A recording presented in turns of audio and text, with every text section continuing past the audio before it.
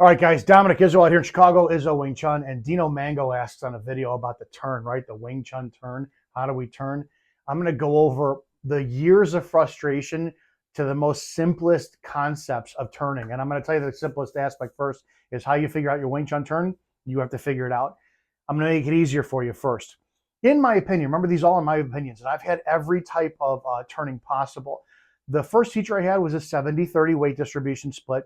Second one, didn't really talk about it that much. He hinted towards 70-30, but ultimately, I believe that it's the 50-50. And if you see the Wang Sheng Liang fighters out there, those are the ones with the best turns.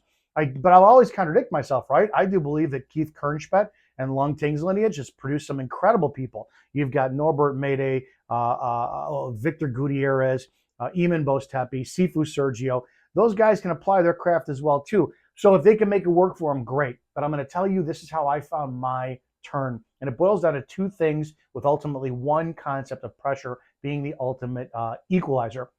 What's the point of turning, right? Keep your balance.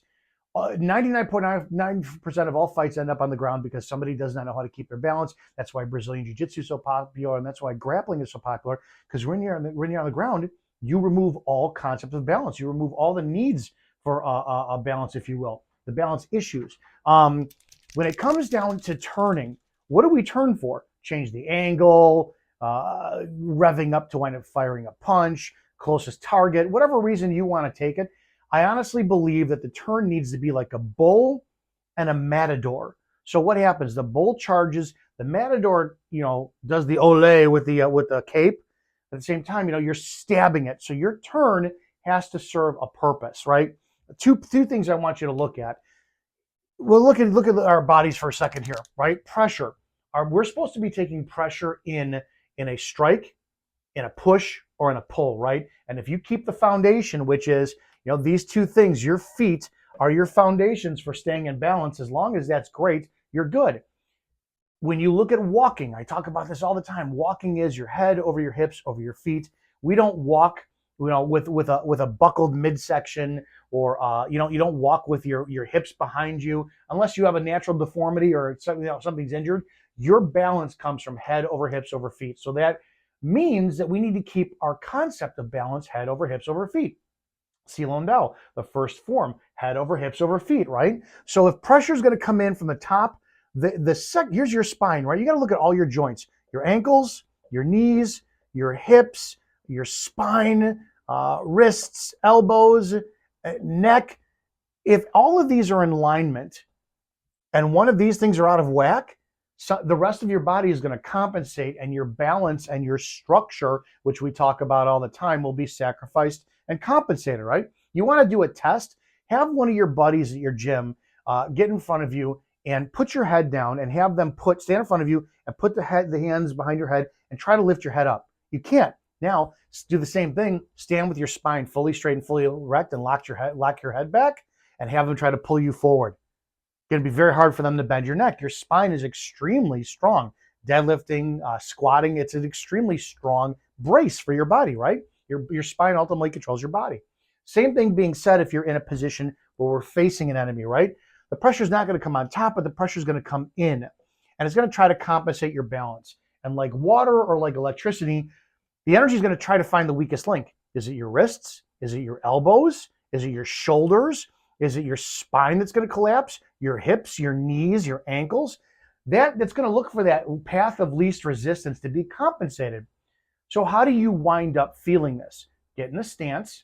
You saw the last video I did with Adam, and I was talking to you about pressure and where energy goes where the fingers go. Point your fingers at a person and have them give you pressure.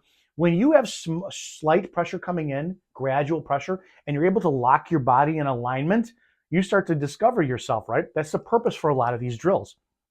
And a lot of people miss this stuff by going right to the striking energy. Striking energy is great, but grappling energy is the most common, and it's most effective to learning your stuff, your concept and your balance. So that's what we have to look at. We have to look at pressure coming in, pressure uprooting you, coming from the ground up. That's difficult to deal with too. You have to learn how to counterbalance with your hips. But for the most part, we're looking at pressure coming down and in. So you're looking at a pressure on an angle, right? Either up at an angle or down at an angle. So that's going to, because remember, The human body can't handle two motions at the same time. So you press into somebody or down to somebody or down and in, and you'll buckle their structure, right? So where does this all come from? Where does the turn exist on this? You know, do you turn on the heels of your feet? Do you turn on the balls of your feet? My first Sifu used to tell us, turn on all 9 points of your foot at the same time. How's that possible? I'm flat-footed with a severe instep, right? I have to wear orthotics in my shoes sometimes. So in order to do that, that means I have to put 90% of my weight on one leg in order to keep all that pressure on there. How do you turn when, if this is our axis, right? Our axis goes right down the center of us like a tripod. Well, if I put all of my weight over one leg, then you're looking at, here's a leg, so there's a joint. We're going to make this one the dominant one, so here's the pressure. Let's see, here's your hips, and then this is the leg that's slided up. Here's your spine, arms, and head, right? So we know that when we shift, what has to happen?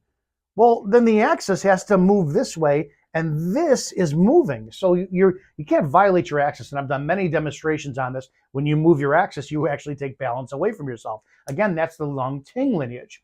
William Chung lineage, they do a lot of stepping. They don't do turning, they do a lot of stepping, which robs themselves of power when you transfer for your next movement for a strike or grappling. So ultimately, what am I trying to say here on this? What's the surface area? Grass? What's the surface area?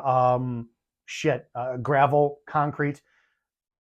It makes no difference if I demonstrate this. I've done this for years. You try it. Turn on your heels. Turn on the balls of your feet. Do you feel yourself rising up when you turn on the balls of your feet and then sinking back down? When you turn on your heels, do you feel that you're able to be rocked back if you turned while pressure's coming in? Are you turning on all 9 points of your feet at the same time? Can you physically do it? Ultimately, you have to find the balance, right? My first teacher, he brought in boat seat, like swivels that attach to the deck of the boat and boat suite so you could swivel. And we used to try to monkey on that around to see where our balance was. It took me 4 years to find my balance of Wing Chun. It was the most frustrating experience of my life. But ultimately, this is the question I want to ask yourself. It's not about the turn. Chum Q has you turning, right? And if you do the 70-30 split of turning, can you turn and stop immediately and launch an attack? This is something to ask from anything, from your turning punch to your Chum Q. It doesn't make a difference, everything, right? It's like a football juke. You got to go one direction, stop, go the other direction. But this is something I want to ask you. When do you need to turn? When do you need to turn? Can you turn, take energy, absorb energy, swallow energy, and then fire energy immediately back at your target? When do you need to turn? The answer is when you are getting pressure.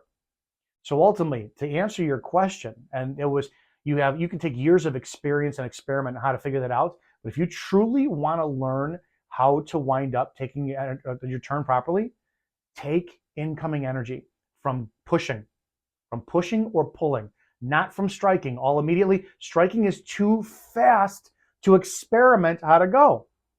The turn, you don't need to turn ultimately unless you have pressure coming in. If you just turn to take an angle, well, that's great. You can wind up doing that. But what's the point of the turn unless you're countering it with recovery? And I know a lot of this, people want to demonstrate, but you have to experience this for yourself to determine how that turn fits. There's a lot to go over in this, and we'll probably wind up doing more videos on the turn. But ultimately, to answer your question, your turn is discovered in the concept of pressure coming in. Your body will take that pressure coming in, go down your spine, into your hips, knees, ankles, and it will stay or recover or turn, dissipate the energy in order to counterbalance with another energy. This is the epitome of Wing Chun balance, is found in that turn with incoming pressure. I have so much to talk about this. This is just a taste. I wanted to do a short video on it, but I had way more to talk about in just a minute. I hope this makes sense, and we'll be covering this a lot more, guys. I'll see you later on.